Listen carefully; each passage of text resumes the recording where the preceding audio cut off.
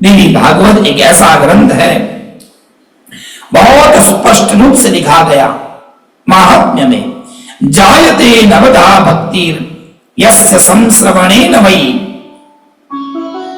दिव्य ज्ञान विहीनानाम नृपा अपि महामते। हे महामती, शौनक ऋषि अन्य ऋषि कुमारों को कहते हैं कि सुनो ऋषियों, अन्य अन्य पुराणों में नवधा भक्ति का महात्म्य है।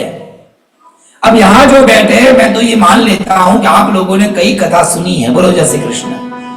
तो ये कथा सुनने के बाद वाली ये कथा है, यदि आगे की कथा नहीं सुनी है तो थोड़ा कठिन होगा।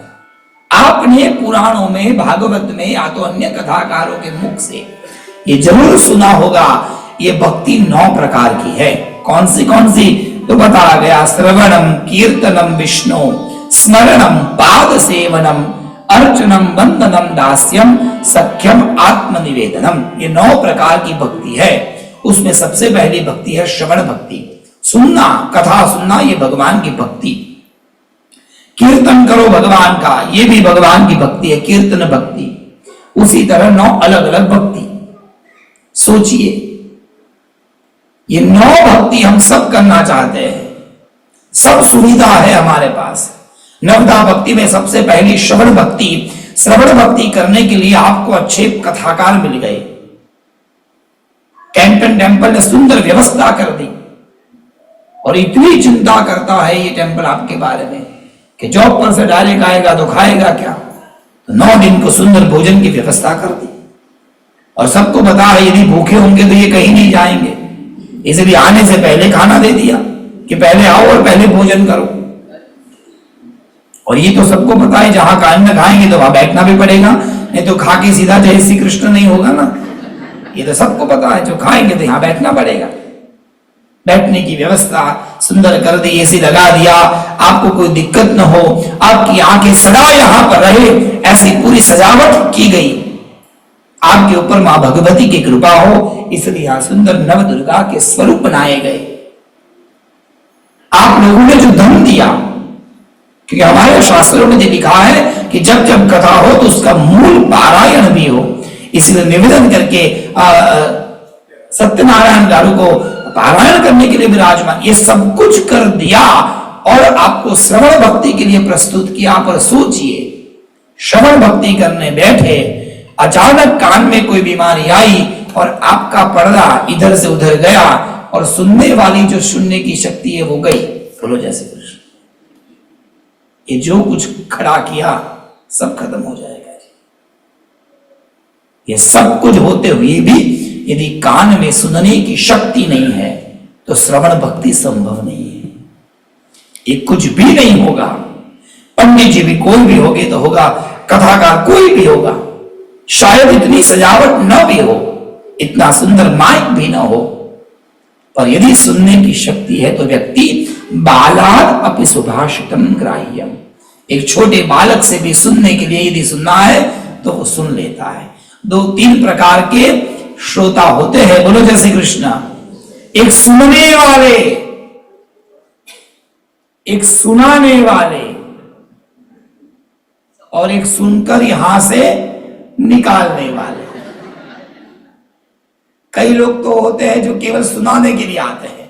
अभी गया था आनंद भाई एक जगह पे कथा करने, तो कहा पंडित जी मुझे एक प्रश्न है। मुझे कहिए।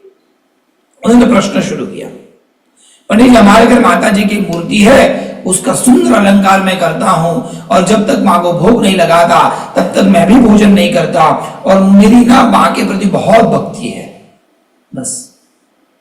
अब इसमें प्रश्न क्या आया?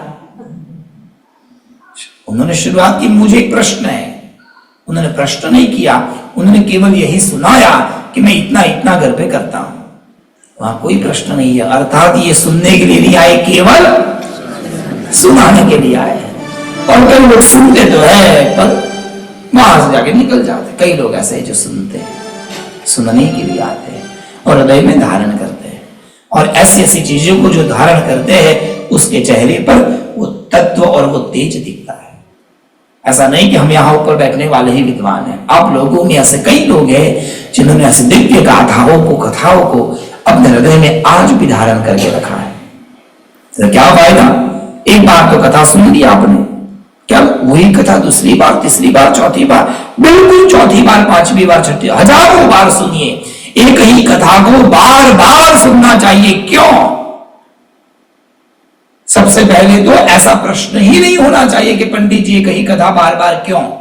एडविल वाले को तो आप बोलते नहीं, एक ही बार एडविल क्यों, बार बार एडविल क्यों, टाइनोल वही क्यों।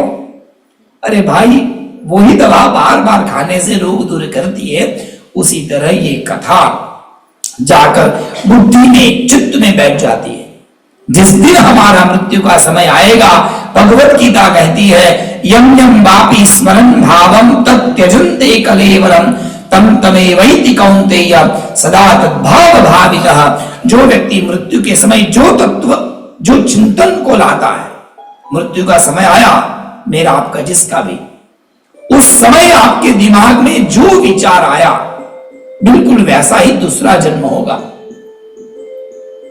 यदि मृत्यु के समय आपको बहुत अच्छा कथा का कोई विचार आ गया, हाँ जी एक कथा सुनी है, उसमें या तो देवी का कोई कथानक याद आ गया, या तो अचानक आपको कोई एक ऐसी कथा आ गई जो परमात्मा की कथा है, और उस परमात्मा का स्वरूप दर्शन करते करते इस शरीर से जब प्राण जाएगा तो आपकी निरंतर मुक्ति हो जाएगी। तो ये मुक्ति देने वाली है कथा।